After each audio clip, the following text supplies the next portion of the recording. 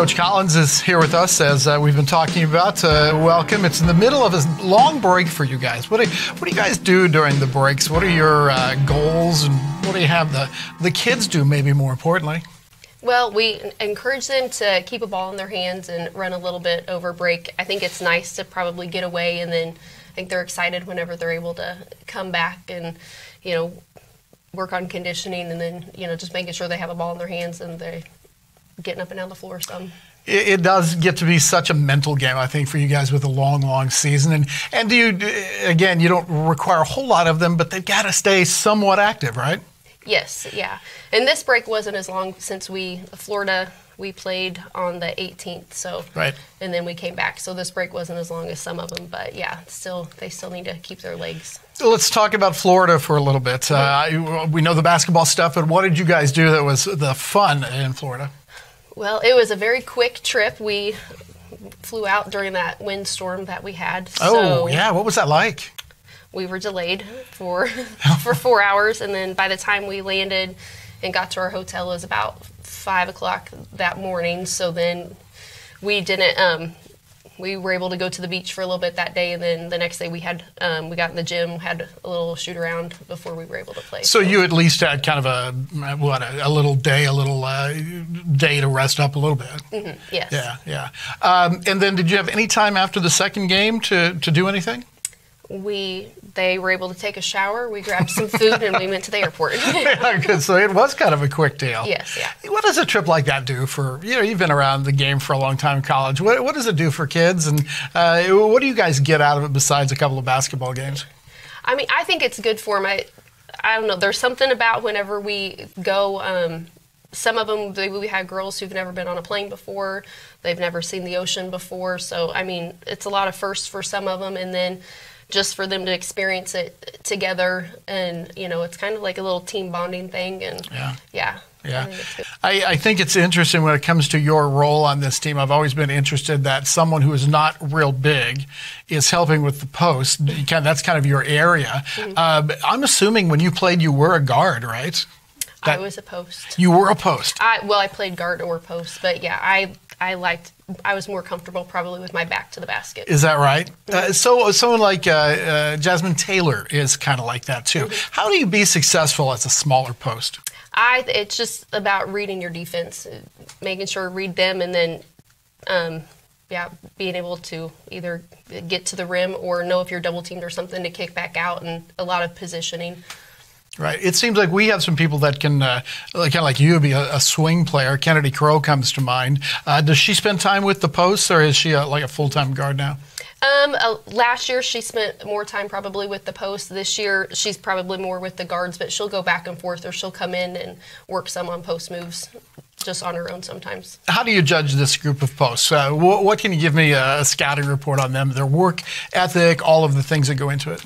I mean, I think they all work hard. We have 5 of them this year, so and then if you count Kay Crow, she would be 6 because she plays in there some. But I mean, they work hard every day, in and out. They battle each other, and I'm like, a lot of times, just going up against each other makes each of them better. So yeah, and I imagine you stress that an awful lot about you've got to make each other better in practice and all that kind of stuff. Mm-hmm. Do they get physical in practice? Do they get competitive?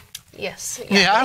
But it's a good competitive. So they like to, they make each other work, and then they'll, pat each other on the back. So when it comes to game time, what are your responsibilities on the bench?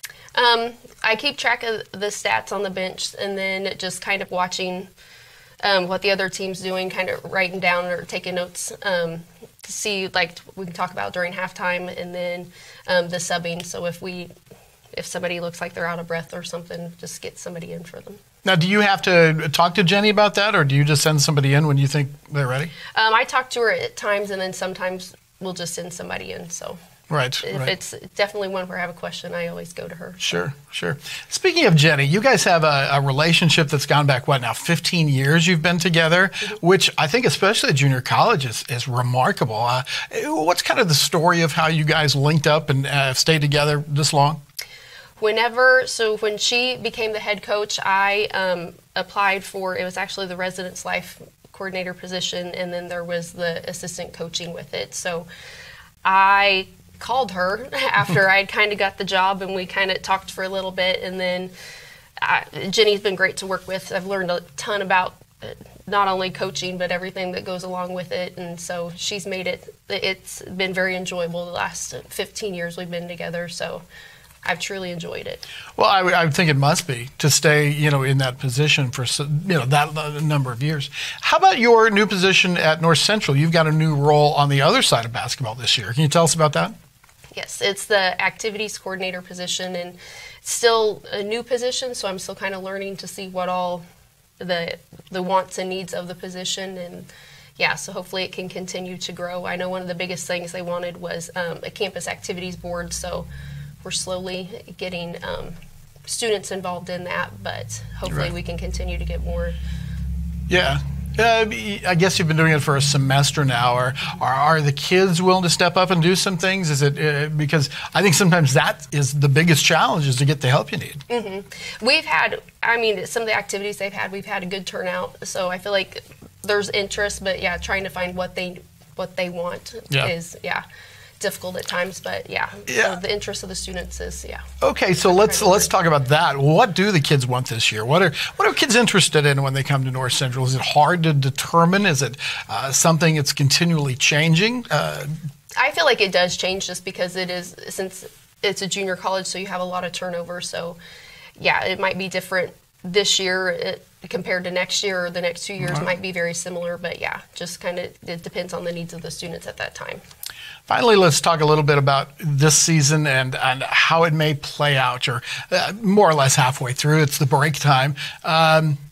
Doing pretty darn well and ranked in the top 20 again. You were disappointed last year at the end of the year with not getting to go to the national tournament, but a tough team. Mm-hmm. What are you looking at this year? How far can this team go? How good can this team be? I think, we're as talented, I think, as we were last year, and they have the drive, because the team we lost to ended up winning the national tournament, so they know that's a goal that they want to get there. So this team works hard, and just day in and day out they got to put in the work for it. So and they do. They get in the gym and put in the work. So hopefully they're able to achieve their goals.